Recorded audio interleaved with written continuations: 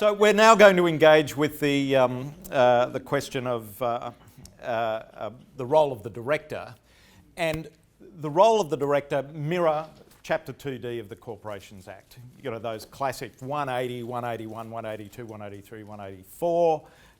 You've got the fundamental obligations to act in the interests of the organisation in good faith and for a proper purpose. You've got a business judgment rule.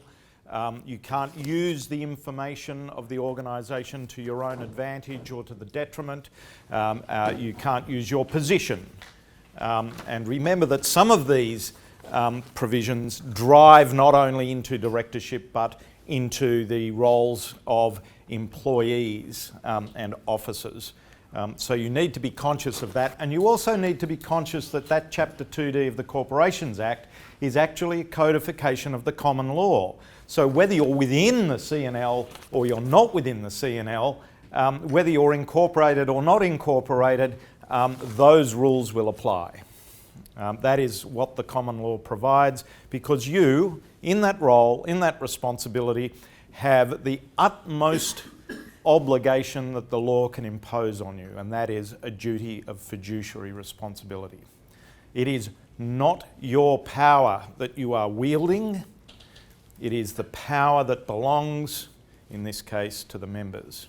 The focus and drive of what is in the interests of the entity and for a proper purpose, in the case of the cooperative, must take into account the cooperative principles.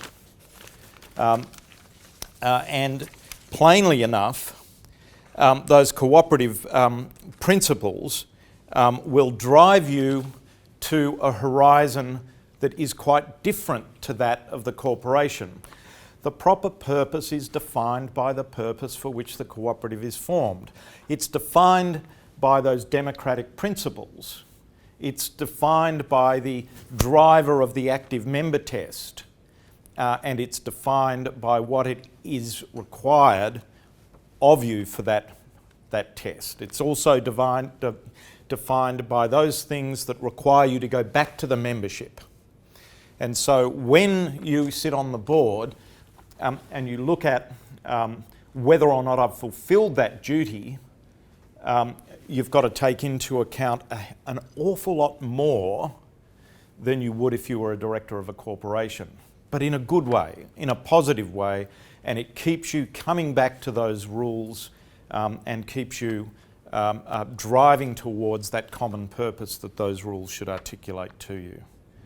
That's the point and the purpose of a cooperative. It's not about that narrower focus. It's about lifting your eyes above the horizon, but keeping in mind the fundamental purposes for which the cooperative exists and delivering the benefits that the cooperative contemplates. And it's about making sure your rules articulate what that purpose is. The extent of protection of a director is the same as a corporation. To all intents and purposes, you fulfil that role, but the fundamental difference, it's much more like operating in a not-for-profit field where the organisation is driven towards particularly stated objects. And the well-stated rules is going to articulate what that primary outcome and object is. And as we've considered further this morning, it's highly attractive to have statements of powers of the things that you can do but would not be obliged to do, to give you that flexibility if you want to avoid needing to go back to your membership again and again and again to visit and revisit whether or not certain things can or can't be done that might affect that primary purpose.